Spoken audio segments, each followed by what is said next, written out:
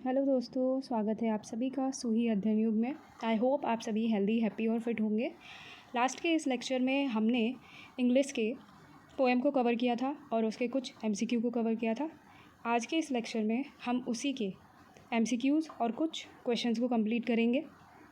So let's start with our first type of question which is very short type question answer. यहाँ पे first question है, what is the central theme of this poem where the mind is without fear. So इसकी central theme क्या है?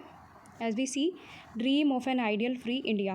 Poet जो है वो poem में गॉड से कह रहे हैं, प्रे कर रहे थे कि मेरी इंडिया के जो कंट्री मैन हैं वो किस क्वालिटीज़ के हो, कैसे उनका एक्शन होना चाहिए, कैसे उनके थॉट होने चाहिए, उन्हें नॉलेज को गेन करना है, किस तरीके से ट्रुथ बोलना है, हमेशा कंटिन्यूसली एफर्ट डाल के परफेक्शन को अचीव करना है, गोल को अचीव करना है।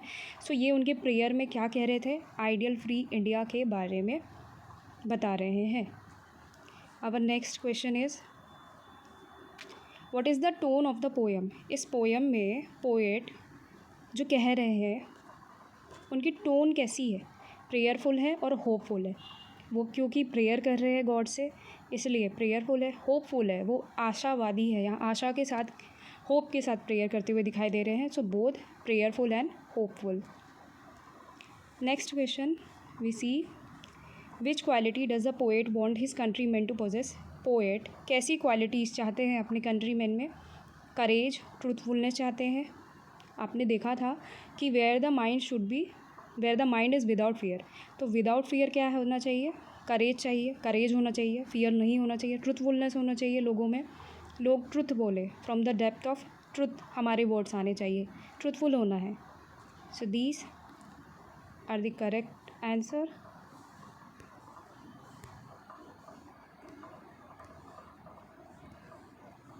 So here the next question is this, which poetic device is used in clear stream of reason। यहाँ पे पोएट क्या कह रहे हैं? मेटाफर का यूज़ कर रहे हैं। हियर क्लियर स्ट्रीम जो कि अलग, क्लियर पानी की धारा अलग होती है और रीज़न जो हमारी थिंकिंग होती है, ये दो अलग ऑब्जेक्ट है, बट उनमें सिमिलर क्वालिटीज़ होती है कि क्लियर स्ट्रीम कैसे क्लियरिटी के साथ बहती चली जाती है, वेरी क्लियरली अपने पाथ को फॉलो करते हुए आगे बढ़ती है। वैसे ही हमारी रीजनिंग, हमारी जो रीज़न हो, थिंकिंग हो, हम लॉजिकल हो, रैशनल हो, इतनी क्लियर माइंडसेट हो कि हम अपने जिस डायरेक्शन में बढ़ रहे हैं उस रीज़न के साथ आगे बढ़ते जाए, कहीं हम लॉस ना हो जाए, है ना। तो यहाँ पे दो अलग चीज़ें हैं, क्लियर स्ट्रीम और रीज़न, दो अलग बातें हैं, लेकिन दोनों में एक सिमिलैरिटी है। उस सिमिलैरिटी को दर्शाया गया है विच इज़ क्लियरिटी। इस तरीके की कंपैरिजन को हम क्या बोलते हैं? मेटाफर कहते हैं इंग्लिश में। It is a literary device. Next question, what does the poet want words to come out from. Poet क्या चाहते हैं कि हमारे जो शब्द हो वो कैसे हो? वो बिल्कुल डेप्थ ऑफ ट्रूथ से आए, हम सच बोले, सिंसियर रहे, ऑनेस्ट रहे और ट्रूथफुल रहे। Next question, what does heaven of freedom mean in the poem. Heaven of freedom कैसा है? किस तरीके की फ्रीडम के बारे में यहाँ पे कह रहे हैं पोएट? एक इंडिपेंडेंट आइडियल कंट्री है, उस तरीके की फ्रीडम के बारे में कह रहे हैं पोएट कि इंडिपेंडेंट हो और आइडियल हो। कैसा आइडियल हो? जो आइडियाज़ उनने बताए हैं कंट्री मैन के अंदर, उस तरीके की क्वालिटीज़ हो। So this is independent and ideal country. The next question is, to whom is the poem addressed. ये जो पोएट है वो किसको एड्रेस कर रहे हैं अपनी पोएम? वो गॉड को प्रे कर रहे हैं, द गॉड और फादर, गॉड और द फादर, उनको एड्रेस कर रहे हैं। What does tireless striving mean in the poem. It is not striving here, यहाँ पे स्ट्राइविंग है, STRIVING। What is tireless striving mean in the poem. इसका क्या मीनिंग है? Continuous effort for progress. Tirelessly striving करना है हमें, टायरलेसली हमें एफर्ट्स को डालना है, गोल को अचीव करना है, प्रोग्रेस करना है, प्रोग्रेसिव होना है ह्यूमन को, ये कह रहे हैं पोएट। तो कंटिन्यूस एफर्ट फॉर प्रोग्रेस, उसकी बात कर रहे हैं।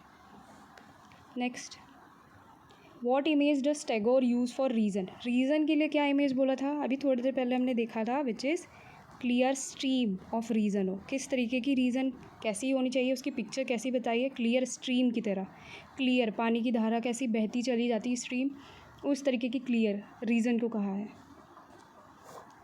Next question, what is compare to dreary desert sand, जो बिल्कुल डल सी डेजर्ट है उसके सैंड को किससे कंपेयर किया था? Compare to dead habit and outdated customs. जो हमारी डेड हैबिट है, आउटडेटेड कस्टम है, जो पुराने हैं बिल्कुल, आज उनका लाइफ में कोई यूसेज नहीं है, आज उससे कोई प्रोग्रेस नहीं हो सकता, उसी तरीके की डेड हैबिट है और हमारे कस्टम है किसकी तरह? ड्रेयरी सैंड डेजर्ट की तरह, जहाँ पे कोई प्रोग्रेस नहीं है। Okay, next question, what does narrow domestic wall symbolizes, किसके बारे में बता रहे हैं narrow domestic wall? It is actually social religious caste division, जो हम ह्यूमन ने क्रिएट किया है। हमने वर्ल्ड को फ्रेगमेंट किया था, हमारे वर्ल्ड में जो यूनिटी है उसको हमने फ्रेगमेंट कर दिया, टुकड़ों में बांट दिया। किस वजह से? नैरो डोमेस्टिक वॉल क्रिएट करके। कैसे डोमेस्टिक वॉल है ये? सोशल सोसाइटी में रिलीजियस, रिलीजन के नाम पे, कास्ट के नाम पे जो हमने डिवीज़न क्रिएट किया जिससे हमारी यूनिटी फ्रेगमेंट हुई थी। तो यही नैरो डोमेस्टिक वॉल जिसने हमारी यूनिटी को तोड़ के अलग किया है। These are this type of divisions: social division, religious division and caste division. From which book is the poem taken? This is important. ये गीतांजलि जो उनकी बुक है पोएम कलेक्शन की, उससे ली गई है। And this is 35th poem. Okay, very short. Who wrote the poem where the mind is without fear? हमने देखा ही है, ये है हमारे poet Rabindranath Tagore. Okay, which of the work won Tagore the Nobel prize in literature? जो हमारे पोएट हैं रविंद्रनाथ टैगोर, उनके किस वर्क की वजह से उन्हें नोबेल प्राइज़ लिटरेचर में मिला था?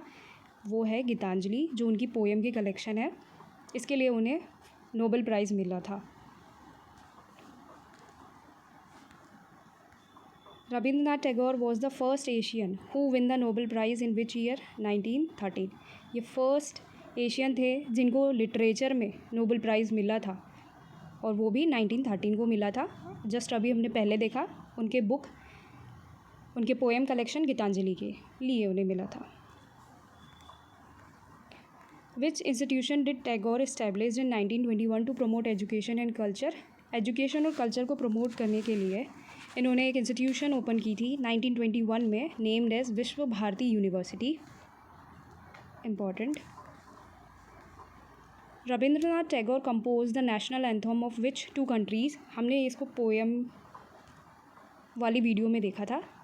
इंडिया एंड बांग्लादेश के लिए उन्होंने नेशनल एंथम कंपोज किया है। हमारा तो है जनगण मन, एंड बांग्लादेश का है Amar Sonar Bangla. Next question, when was Rabindranath Tagore born? The year is 1861. Next question. Short type of question here. First question is, what is the poet mean by mind is without fear? इससे poet का क्या meaning है? It means people should live with courage, dignity and without fear of oppression. हमारे mind में fear की जगह क्या होनी चाहिए? courage होनी चाहिए। courage हो जाए, हमें हमारे अंदर बिल्कुल ब्रेव हो जाए, और डिग्निटी के साथ जिए, बिल्कुल गरिमा के साथ जिए, विदाउट फियर ऑफ ऑपरेशन, किसी के अत्याचार के डर के बिना अब हमें जीना है। बिल्कुल इन सारे फियर को हटा के करेज के साथ, डिग्निटी के साथ हमें जीना है। What does knowledge is free signify in the poem? Knowledge free हो, इससे क्या मतलब था उनका? It means education should be available to everyone without discrimination. Yes, education में किसी की रिस्ट्रिक्शन नहीं होनी चाहिए, किसी क्लास बेसिस, किसी रिलीजन बेसिस, कि रिच पीपल ही एजुकेशन को कंप्लीट करेंगे, पुअर लोगों को तो बिल्कुल अपॉर्चुनिटी नहीं देनी चाहिए, ऐसा नहीं था। उनका कहना था कि नॉलेज सबके लिए फ्री हो, सबको नॉलेज लेना है, और नॉलेज होने के बाद हमें इग्नोरेंस को हटाना है, हमारे मन से फियर को हटाना है, ख़त्म करना है, करेजियस बनना है, अच्छे से हमारे गोल बनाने हैं, गोल को फिर हमें अचीव करना है, परफेक्शन की ओर आगे बढ़ना है, ऐसा कहा था पोएम में। ठीक है, the next question, what does poet pray for in this poem? क्या प्रे कर रहे हैं poet here? He prays for his country to be united, truthful, rational and progressive.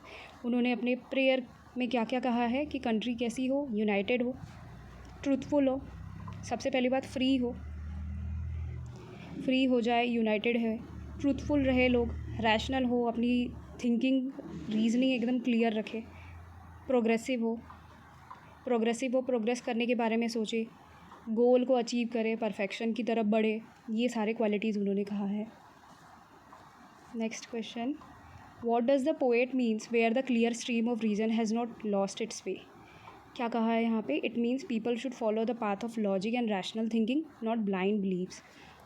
इसमें ऐसा क्यों कहा था कि लोगों को अपने पाथ को, अपने थिंकिंग को वेरी क्लियर रखना है। जैसे कि क्लियर स्ट्रीम पानी की कैसी बहती होती, वेरी क्लियर, एक डायरेक्शन में बहती चली जाती, वैसे हमारे थॉट्स और उसी के साथ साथ हमारे एक्शन होने चाहिए, ताकि हम डेयरी डेजर्ट सैंड, जो ओल्ड बिलीफ, ओल्ड हैबिट है, गलत चीज़ें, उनमें कहीं जाके हम गुम ना हो जाए। हमें बिल्कुल आउटडेटेड नहीं होना, हमें क्लियरिटी माइंड में रखनी है, हमारे एक्शन क्लियर होंगे, हम उस तरीके से एक्शन लेंगे और लाइफ में प्रोग्रेस करेंगे। ठीक है, the next question is here, what is meant by dreary desert sand of dead habit? है ना, it refers to useless traditions and outdated customs that stop progress. Dreary desert है, it means कि वहाँ कोई life नहीं होगी, बिल्कुल डल है, लाइफलेस है, बिल्कुल नीरस है, कोई इंटरेस्टिंग चीज़ नहीं होगी, कोई प्रोग्रेस वाली चीज़ नहीं होगी। तो वैसी ड्रेयरी डेजर्ट सैंड जैसी हमारी डेड हैबिट है। डेड हैबिट कौन सी है? जो हमारे सुपरस्टिशियस बिलीफ, हम सोचते हैं, ट्रेडिशन जो आउटडेटेड हो गए आज के वर्ल्ड में, जिससे कोई लेना देना नहीं है, जिससे कोई प्रोग्रेस नहीं हो सकता, उन सारी चीज़ों को हमें बिल्कुल छोड़ देना चाहिए और हमें प्रोग्रेसिव वर्क्स को, थॉट्स को, एक्शन को लेनी है लाइफ में। So that's why he said it refers to useless tradition and outdated custom, जो हमारे प्रोग्रेस को रोक देते हैं, उनके बारे में यहाँ पे पोएट बता रहे हैं। Next question we see, what type of freedom does the poet desire for his country? किस तरीके की फ्रीडम की बात कर रहे थे? क्या बस वो इंडिपेंडेंस वाली फ्रीडम की बात कर रहे थे यहाँ पे? नहीं, उन्होंने इस पोएम में बहुत सारे क्वालिटीज़ बताए थे। इस तरीके की फ्रीडम वो चाहते थे, फ्रीडम ऑफ नॉलेज हो, एक्सप्रेशन हो, ट्रूथ हो, स्पिरिचुअल ग्रोथ करो। सबसे पहले तो फ्रीडम होना चाहिए हमारे माइंड से, सबसे पहले फियर हटना चाहिए, करेज लाओ। साथ ही साथ नॉलेज को हमें परस्यू करना है, हमें नॉलेज गेन करनी है। हमारा एक्सप्रेशन, हम ट्रूथ बोले, सच बोले, हमारे डेप्थ ऑफ ट्रूथ से हमारे वर्ड्स निकलने चाहिए। उसके साथ एक्शन हो, एक्शन के साथ हम परफेक्शन को अचीव करें, स्पिरिचुअल ग्रोथ दिखाए, हम हर तरीके से एक स्पिरिचुअल ग्रोथ की तरफ बढ़े, है ना, अच्छे क्वालिटीज़ के साथ अच्छे एक्शंस को लेके आगे हम चले। ठीक है, इस तरीके की फ्रीडम वो कह रहे थे, है ना, इस तरीके की फ्रीडम के बारे में उन्होंने प्रे किया है। Next, how does Tagore describe the truth in the poem? किस तरीके से डिस्क्राइब किया है ट्रुथ को? He describe truth as something to be pursued with honesty and sincerity. Truth को हमें किस तरीके से परस्यू करना है? ऑनेस्टी, अपने काम में ऑनेस्टी रखना है, सिंसियरिटी रखना है, इस तरीके से हम परस्यू कर सकते हैं ट्रुथ को, है ना। उन्होंने पहले भी कहा था कि वर्ड्स हमारे हार्ट से आने चाहिए, हमारे थॉट्स, हमारे वर्ड्स सच होने चाहिए, हमें सच बोलना है, हमें सीखना है, सुपरफिशियल बन के नहीं रहना है कि वी आर सेइंग ट्रूथ, हम बता रहे कि हम सच बोल रहे हैं, बट अंदर ही अंदर हम कुछ और चीज़ों में हमारा इंटरेस्ट है, वी आर नॉट ट्रूथफुल। इस तरीके से ट्रूथ नहीं, we have to pursue it, हमें ऑनेस्टी, सिंसियरिटी दिखानी है ट्रूथ के साथ, है ना। इन सारे चीज़ों के अलाइनमेंट के साथ हम रियली ट्रूथफुल हो पाएंगे। Okay, so this the next is long type of questions. Write the central idea of the poem where the mind is without fear. इसकी सेंट्रल थीम क्या है? The poet expresses his dream of an ideal India where people are fearless, educated हो, united हो, truthful हो, rational हो, जहाँ पे अपनी थिंकिंग लगाए, and guided by God into life of freedom and dignity. यहाँ पे कैसे क्वालिटीज़ के बारे में बोला गया है कि आइडियल इंडिया कैसी होगी, जहाँ पे लोग पहले फियरलेस बनेंगे, एजुकेटेड बनेंगे, यूनाइटेड रहेंगे, नैरो डोमेस्टिक वॉल नहीं होनी चाहिए, ट्रूथफुल होना है हमें, हमारे ट्रूथ के साथ हमें आगे बढ़ना है, बिल्कुल ऑनेस्टी के साथ, रैशनल होना है, थिंकिंग वेरी क्लियर होनी चाहिए, like clear stream of reason होना, गाइडेड बाय गॉड, और गॉड के द्वारा गाइडेड हो, है ना। और हमारे लाइफ में कहाँ हम चले? फ्रीडम की ओर, और इस तरीके की गरिमा भरी ज़िंदगी हमें चाहिए, इस तरीके की लाइफ, इस तरीके की एक्चुअली फ्रीडम की वो बात कह रहे हैं। ठीक है, next question we see, how does the poet express his vision of an ideal nation? Ideal nation कैसा है उनकी लाइफ में, उनके विजन में कैसा है? He dreams of a nation where there is no fear, knowledge free हो जाए, सोसाइटी यूनाइटेड रहे, रीज़न और रूल सुपरस्टिशन से बढ़कर चले। क्या मतलब है कि हमारे जो रीज़न है, जिस रीज़न से हम किसी काम को करते हैं, नहीं करते हैं, वो इतनी स्ट्रॉन्ग हो कि हम पुराने आउटडेटेड सिस्टम के अकॉर्डिंग अब काम नहीं करेंगे। हम रीज़न्स के अकॉर्डिंग इतने क्लियर होने चाहिए कि हम पुराने आउटडेटेड सिस्टम को छोड़कर अपने रीज़न के साथ, अपने वेरी क्लियर थॉट के साथ हमारे एक्शंस को ले, है ना। ओल्ड ट्रेडिशन कैसे होते हैं कि ग्रुप में लोग मान रहे तो हमें भी मानना है, बट नहीं, पोएट ने ऐसे नहीं कहा है। उन्होंने पहले ही कहा है कि क्लियर स्ट्रीम की तरह हमारी रीज़न को पहले हमें बनाना है एंड उसके थ्रू एक्शन लेना है। ऐसा नहीं कि ग्रुप में अगर सुपरस्टिशन कोई फॉलो कर रहा है, कोई ऐसे आउटडेटेड चीज़ फॉलो हो रही है, उस तरफ हमें नहीं जाना, है ना। हमारे रीज़न को क्लियर रखना है, उस तरीके के एक्शंस लेने हैं, उस रास्ते में चलेंगे तो हमारा प्रोग्रेस होगा, है ना। ओल्ड बिलीफ में जाके कोई प्रोग्रेस नहीं होना, ये कहा है। And people live truthfully and freely, लोग सच भी बोले और फ्रीली रहे, है ना, विदाउट एनी फियर, और इन सारी क्वालिटी के साथ वो अपनी लाइफ को बिताए। The next question here is explain the imagery used in dreary desert sand of dead habit. यहाँ पे क्या इमेजरी को यूज़ किया गया है? The poet compares blind custom and lifeless tradition to dry desert, suggesting they are barren and prevent growth unlike fresh ideas that bring progress. Dreary desert sand जहाँ पे कोई लाइफ नहीं हो सकती, बिल्कुल लाइफलेस है, उसी तरीके से हमारे कुछ ब्लाइंड कस्टम है। जैसे कुछ कस्टम्स हो गए जो बिल्कुल ब्लाइंड है, उसका हमें रीज़न नहीं पता कि उसे क्यों फॉलो किया जाता है आज भी, उसको किस तरीके का कहा गया है, वो बिल्कुल बैरन है, जहाँ पे न्यू चीज़, new idea, new action, new progressive thing grow नहीं हो सकती ना। तो इस तरीके के डेड हैबिट्स को हमें छोड़ना है, क्योंकि वो किस तरीके के होते हैं? बैरन होते हैं, जहाँ पे कोई चीज़ प्रोग्रेस नहीं कर सकती। ठीक है। Fourth question is discuss the relevance of this poem in today's world. ये पोएम आज के वर्ल्ड में क्या इंपॉर्टेंस रखती है? Even today, the poem is relevant because the world still faces fear, inequality, division, ignorance, and blind traditions. Tagore's vision reminds us to build a just and free society. ये आज के world में भी importance क्यों show कर रही है? क्योंकि आज भी हम बहुत सारे लोग, अलग अलग टाइप के लोग, डिफरेंट फियर्स को लेके बैठे हुए हैं, इनइक्वालिटी देखते हैं, कहीं ना कहीं डिविज़न है हम लोग के बीच में, इग्नोरेंस है, बिल्कुल अज्ञानता है कहीं, और ब्लाइंड ट्रेडिशन है, उसको भी फॉलो करते हैं आज भी। तो हमें क्या है, इसीलिए ये पोएम आज के टाइम पे भी बहुत रिलेवेंट है। टैगोर का जो विज़न है, जिस तरीके के पोएम में, उस तरीके का फ्री सोसाइटी हमें आज भी इम्पॉर्टेंट रखता है कि हमें उस तरीके की सोसाइटी को बनाएं। और इन सारी सोसाइटी में जो क्वालिटीज़ होनी चाहिए हमें भूलना नहीं है, वो हमें आज में भी हमें कल्टिवेट करना चाहिए। ऐसे ही हम ट्रूथफुल बने, हमें फ्रीडम चाहिए, फियर से बिल्कुल फ्री हो, करेजियस बने, डिग्निटी के साथ रहे, यूनिटी रखे, हमारे वर्ल्ड को फ्रेगमेंट में ना तोड़ दे, साथ ही साथ रैशनल बने, है ना, डेड हैबिट को छोड़े, प्रोग्रेसिव बने, बिल्कुल टायरलेसली स्ट्राइविंग हो, एफर्ट्स को डाले, है ना, परफेक्शन की ओर बढ़े। और हमेशा हमारे एक्शन और थॉट कैसे होने चाहिए? ओपन माइंडेड हो, बिल्कुल एवर वाइडनिंग होता जाए, तो उस तरीके से हम प्रोग्रेस हो जाएंगे, प्रोग्रेसिव बनेंगे। और इस तरीके के लाइफ के लिए हमें भगवान गाइड करें, इस तरीके की लाइफ। ये हमारे भी टाइम में आज भी बहुत इम्पोर्टेंट है, और पहले भी था जब ये पोएम लिखी गई थी। सो इसी क्वेश्चन में इसी इम्पोर्टेंस को बताया गया है कि आज के वर्ल्ड में क्यों ये इम्पोर्टेंट है। ये तो हमेशा ही इम्पोर्टेंट है ना। सो आई होप इतने सारे क्वेश्चंस थे, MCQ थे, short type question, very short we have seen, and long type of questions. इस चैप्टर में बस इतना ही, और कुछ होंगे तो हम आगे हमारे रिवीजन सीरीज़ में कवर कर लेंगे। टिल देन आप लोग इन्जॉय करो, चैप्टर को देखो, समझो, पोएम को रीड करो 2 से 3 बार। वेरी इजी पोएम, इसके क्वेश्चन भी वेरी हार्ड नहीं है। आपने पोएम रीड किया है तो any type of question you can answer. इस year there will be pattern of very short और लॉन्ग टाइप क्वेश्चन, है ना। कुछ सिलेबस में चेंजेस, पैटर्न में चेंजेस हुए होंगे, तो अगर आपने ऑब्जेक्टिव पढ़ा है तो आप आंसर राइटिंग भी कर लोगे, है ना। और अगर आंसर में देखे हैं कुछ डिफरेंट टाइप के क्वेश्चन हैं तो उसके MCQ आएंगे, तो आप वो भी सॉल्व कर लोगे very well. Very easy chapter. So that's it, thank you for this video. तब तक आप लोग हैप्पी रहे, मस्त रहे, खुश रहो, आगे पढ़ते रहे और आगे बढ़ते रहे। And please do like, share and subscribe. कोई भी डाउट होगी, कोई भी क्वेरी होगी तो प्लीज़ कमेंट बॉक्स में मुझे बताना। Till then, thank you.